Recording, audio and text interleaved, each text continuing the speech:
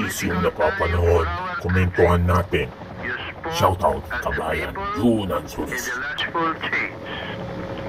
I ask you now to be calm and to be prepared. If I may show na lang to this committee para mas madali.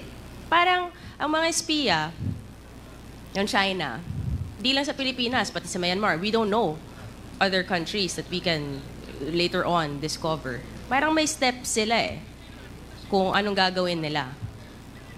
Parang, ito, step 1, pumili kayo ng bansa. Halimbawa, itong Philippines sa atin, Myanmar, Thailand. Step 2, pumili ng lugar na pagtatayuan ng mga industrial complex, which we have seen in Porac, Pampanga, and in Bambam, Tarlac. Step 3, maghanap ng mga dayuhang Chinese na mumumuhanan na tutulong magtayo ng negosyo. Kita natin, yung kapatid ni Michael Yang, nakatanggap halos 2 billion pesos mula 2018 hanggang 2021. Si Zhang Yujin, na nakita natin guilty sa Singapore para sa kasong money laundering na incorporator ng Baofu.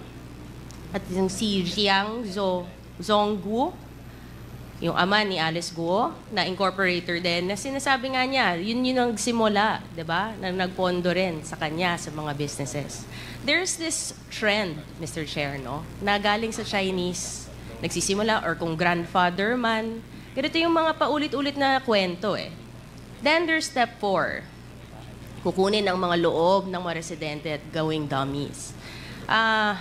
Nakita natin, I think, di ba may mga nag-surrender, I think over the past few days, Mr. Chair. Itong sinema Thelma Laranan, Rowena Evangelista, tindahan sila ng mga gulay, no? May mga barbecue stall na obviously hindi naman nila kaya mag-incorporate or to give itong mga capital sa mga malalaking negosyo na nag-surrender na ginamit lang sila. I don't know kung paano nila ginawa ito. Basta kinukuha nila yung loob ng mga residente kasi syempre may mga pangangailangan siguro at hindi naman nila iniisip kung ano yung magiging repercussions.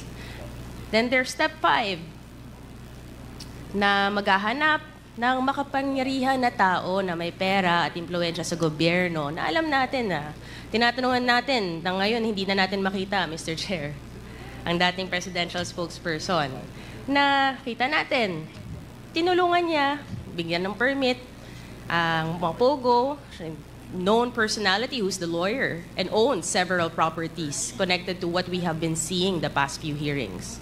Then there's step 6, mag-incorporate na ng mga kumpanyang mukhang legitimate sa una. Diba? Nabigyan na natin ng lisensya tong Hongshen. And then na-raid yung Baofu compound. Yung Lucky South 99 nagsimula as a BPO, sa BPO at real estate industry. Ngunit inamend na yung AOI niya noong February, doon na pumasok yung POGO.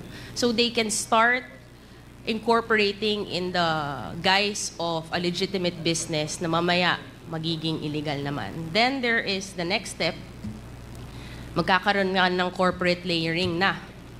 At nakikita natin sa mga different corporations like Baofu, itong mga corporation ng mga Yangs, itong mga corporations nila Miss Alice Guo. Nakita natin sa Matrix today, there are so many corporate layers na pag tinignan mo, it all ties back to 2 personalities who are here. Actually, 3 personalities who are here na magkakasabwat, Mr. Chair. And of course, step 8, then dito na, pag nangyari na tong lahat, magkakaroon na ng illegal na gawain na may mga human trafficking, money laundering, illegal gambling, love scams, tax evasions, at iba pa.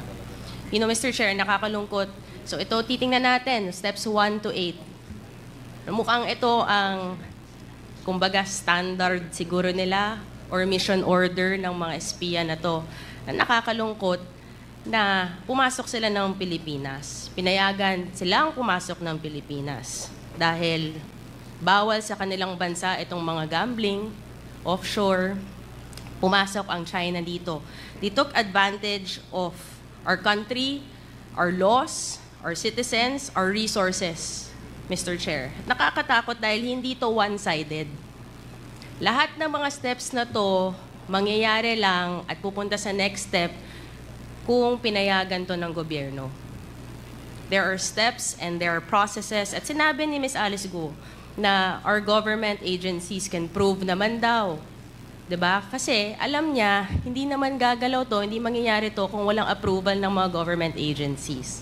So paano to nakalusot, Mr. Chair? Yun yung tinitingnan natin. Kaya natin ginagawa to.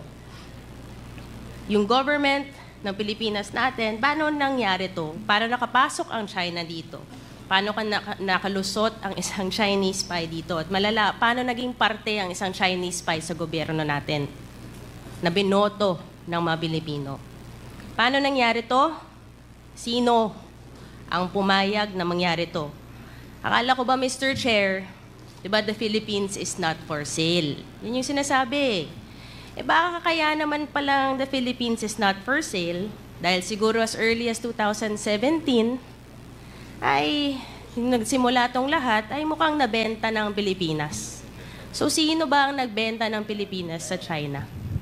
Yun lang po, Mr. Chair. And I will end again to Ms. Alice Guo with the message of your fellow Chinese spy to you. So sana medyo matauhan ka ng konti. Can we just play that message na lang po?